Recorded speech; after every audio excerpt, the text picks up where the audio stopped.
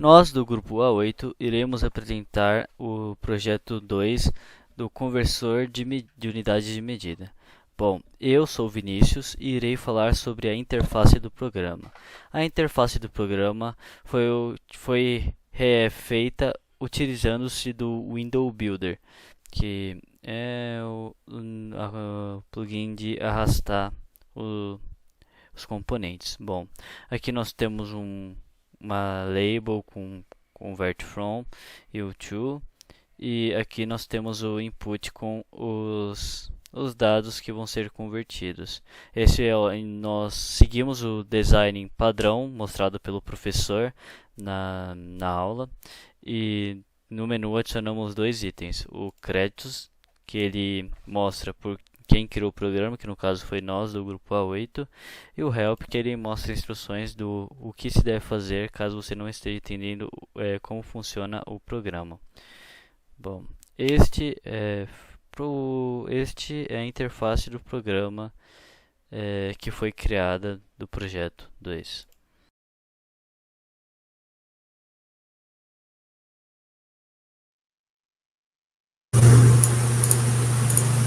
Bom, olá a todos. Vou explicar um pouquinho aqui sobre o design do nosso projeto 2 de programação orientada a objeto, algumas decisões que a gente tomou para chegar a esse resultado, como a gente separou nossas classes e os nossos pacotes, sabendo que um dos requisitos essenciais desse projeto aqui é você ler as classes que implementam uma interface dinamicamente, ou uma classe abstrata.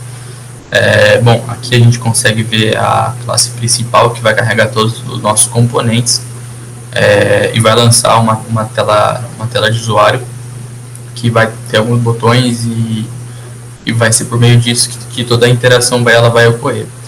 Mas antes disso aqui, a gente tem algumas classes essenciais para chegar a essa arquitetura. Vou começar aqui pela nossa classe de carregamento. A nossa classe de carregamento ela vai ler as classes de um pacote, chama converters. Essas classes ela vai pegar e vai jogar numa lista. Essa lista ela vai ser usada a posterior para mostrar os conversores e etc. Seguindo aqui o fluxo, a gente mostra aqui algumas coisas na tela de usuário, apenas para fim de informação. Depois a gente lança a nossa tela aqui, torna ela visível para o usuário utilizar ela. Falando aqui um pouco mais dos nossos conversores, bom, a gente tem um contrato chamado converter. Esse contrato ele vai ter algumas coisas básicas. A gente fala qual que vai ser o tipo básico. Então, se for distância, vai ser metro, por exemplo. A gente tem o tipo e o name. O name aqui ele significa metro, ou metro por segundo, ou quilômetro, etc. A gente tem aqui algumas funções básicas, como toString da biblioteca Java, que a gente está implementando aqui. E eu vou falar aqui agora sobre uma classe de conversão, que vai converter de metro. Como é a classe básica, quando a gente fala de distância, o metro ele vai ser a nossa base, né? Então eu não preciso converter ele. Mas se eu tiver em quilômetros, por exemplo, eu tenho que converter para metros depois e jogar para quilômetro, multiplicando 1 metro por 1000. Ou se eu quiser converter para... ou se eu quiser converter para metros, eu multiplico por 1000. Se eu quiser converter para quilômetros, eu divido por 1000.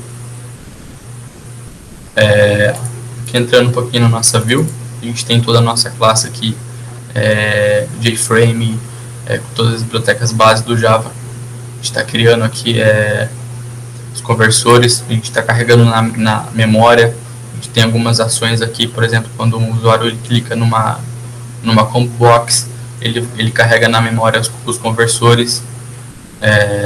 Aqui a gente tem a parte de conversão, que pega o que o usuário escreveu na tela e converte, e para a medida que ele quer, se ele quer de metro para quilômetro, ou etc. Por último aqui a gente tem uma classe de helpers, de úteis, que a gente fala, que é uma classe que tem alguns métodos básicos que a gente vai utilizar. Então essa classe ela vai conter os conversores, ela tem uma ela tem aqui um método que ajuda, por exemplo, se eu tenho meus conversores e eu só quero pegar os conversores de distância, eu consigo falar aqui, ó, eu consigo passar por argumento e ele vai fazer esse trabalho aqui. Por final, aqui eu tenho um método que vai traduzir as classes, o nome delas, em um formato convencional.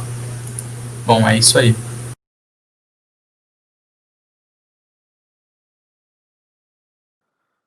Olá, meu nome é Bruno. Eu vou mostrar como ficou o nosso diagrama UML do projeto 2. Basicamente aqui, ele seria um UML bem mais curtinho, por se tratar de apenas 3 classes. As outras basicamente são componentes visuais, né, da interface GUI. Então, realmente não tem muitas informações diferentes do primeiro projeto, por exemplo, que a gente tinha uma quantidade maior de classes. Então aqui são basicamente 3 classes, a View Projeto, a Help e a Créditos. Aqui só tem uma variável no caso do diagrama, que seria os painels que tem no nosso código nessas classes, que eles são declarados aqui no começo delas. E aqui as operações. No caso, cada uma das classes vai ter as funções void para fazer as operações. Então aqui no caso, só para dar uma passada, a View Project seria essa função run, que vai rodar o conversor, né? O nosso conversor.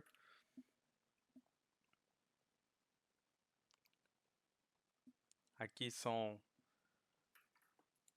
as opções de combo box.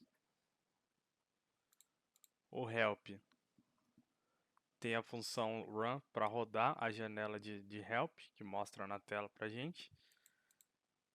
E aqui a classe créditos, que vai mostrar exatamente a parte dos créditos.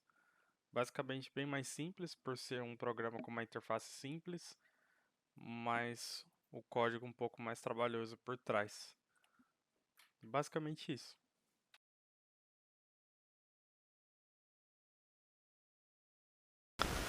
Bom, então como metodologia, a gente optou por uma metodologia ágil, né? Mais especificamente aí a gente utilizou o Scrum. Então a gente tem inicialmente aqui nos 2 primeiros dias, começando no dia 9, a gente utilizou aí para fazer uma primeira reunião de entendimento do problema, né? E daí cada um individualmente também depois pensou e fizemos um desenho de uma possível solução, né?